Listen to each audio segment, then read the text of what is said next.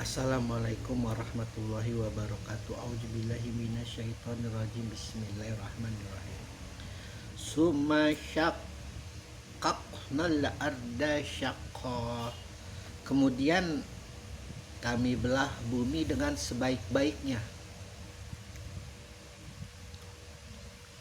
Satu hal yang kalau ditilik bahwa proses untuk membelah sesuatu itu tidak harus benda-benda tajam. Kita membelah sesuatu itu tidak harus itu dengan pisau, dengan pedang. Pun begitu ketika Allah mengatakan bahwa Allah akan membelah bumi dan dia menggunakan air hujan untuk membelahnya dengan sebaik-baiknya pembelahan. Artinya air itu nanti akan menyusup, akan membuat lubang mungkin, atau suatu apapun itu yang Allah belah, itu artinya untuk agar ada ruang bagi tanaman, agar ada ruang bagi tumbuh-tumbuhan yang kegunaannya untuk kalian itu nanti.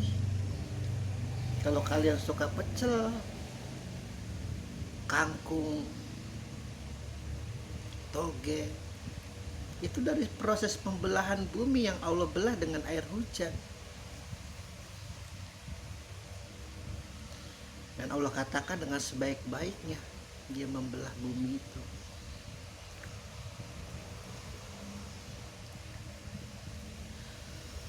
Al-Quran itu logika, Al-Quran itu rasionalitas, Al-Quran itu adalah bentuk suatu kitab yang paling tinggi dan dahsyatnya kemistikannya itu berbanding lurus dengan dahsyatnya logikanya.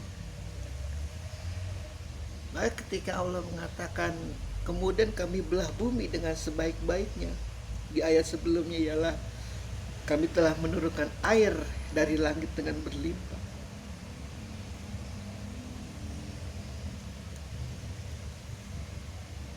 Sekali lagi manusia disuruh untuk berpikir bagaimana itu ketika air yang berlimpah itu nanti pembelahannya jadi anomali, jadi abnormal. Maka ciptakanlah sistem pengairan. Kemana itu air akan turunnya, kemana, alurnya kemana, begitu.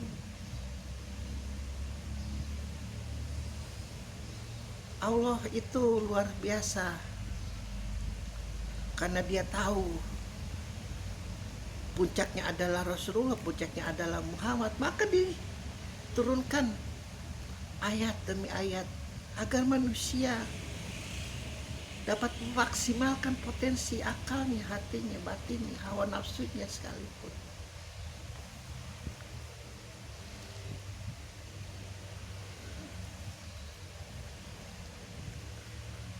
Ketika potensi-potensi itu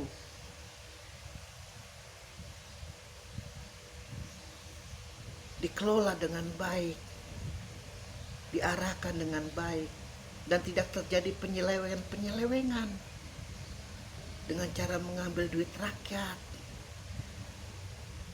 dengan cara merampok duit rakyat, sehingga apa yang Allah katakan negeri yang makmur gemah ripah lo jinawe, kalau kata orang Jawa, itu bukan suatu mustahil yang tidak bisa diwujudkan, bisa. Jangan sampai Allah dengan air hujan yang besar, begitu besar itu pembelahan buminya nanti kalian yang akan rasakan bencana longsor, banjir, apalagi. Allah tempatkan pembelahan-pembelahan itu untuk tanaman-tanaman, bukan hanya untuk manusia. Dan ketika engkau merasa engkau mempunyai hak untuk menempati sesuatu daerah, padahal itu sudah ditanami oleh tumbuh-tumbuhan, maka kau harus pikirkan bagaimana nanti ketika hujan itu air itu akan lari kemana.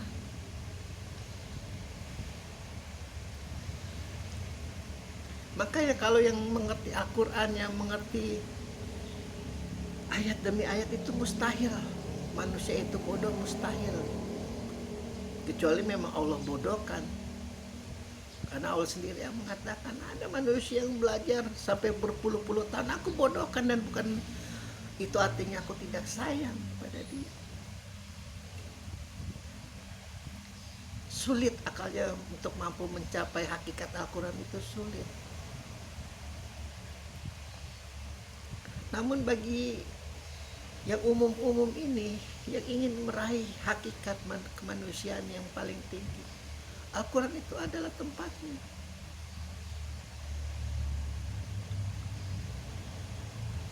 Diolah, rasa manusia itu diolah, akalnya itu diolah, batinnya itu diolah. Ayo, jauhi laknatullah, jauhi bisikan setan. Ketika engkau mencurahkan perhatianmu itu kepada Allah, maka Allah limpahkan sedikit rahmat demi rahmat, pengetahuan-pengetahuan. Untuk itu bagaimana engkau mengolah alam semesta itu, agar engkau tidak merasa menderita tinggal di alam semesta ini, tidak merasa pahit, tidak merasa sakit.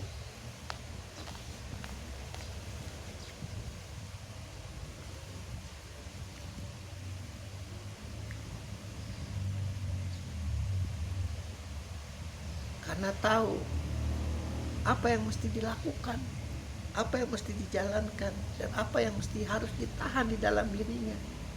Segala kemaksiatannya, segala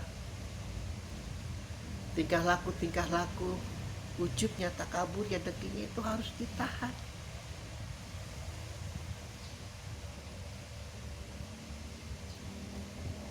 Memang terlihat sulit, sangat sulit. Bahkan para nabi itu kalau melihat misi dari Allah, ini mission impossible, sampai Yunus melarikan diri dari kampung. Aduh, nggak bisa deh, gue nggak bisa.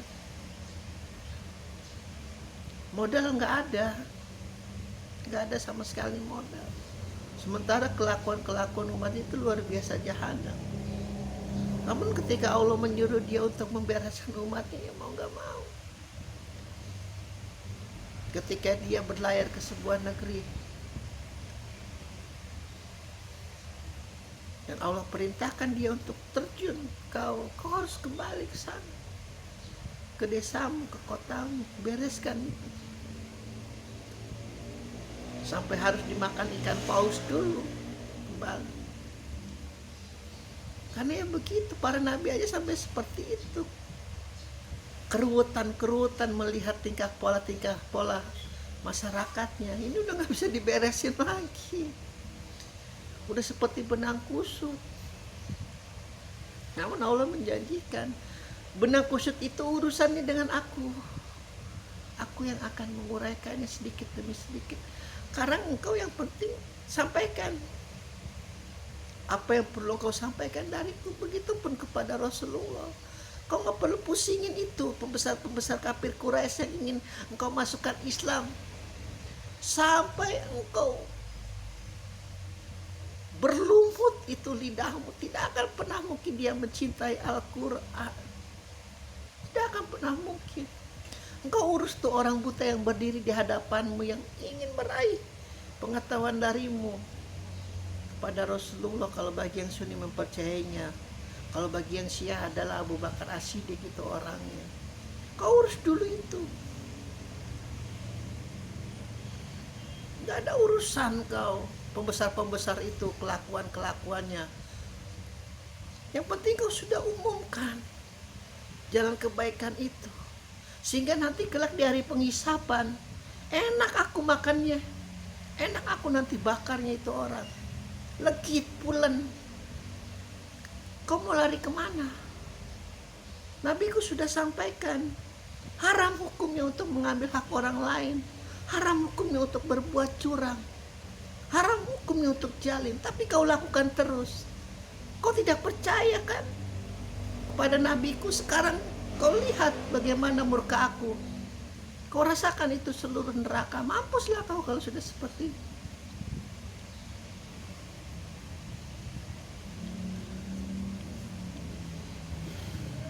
Mampus sudah. Alhamdulillahirabbil alamin.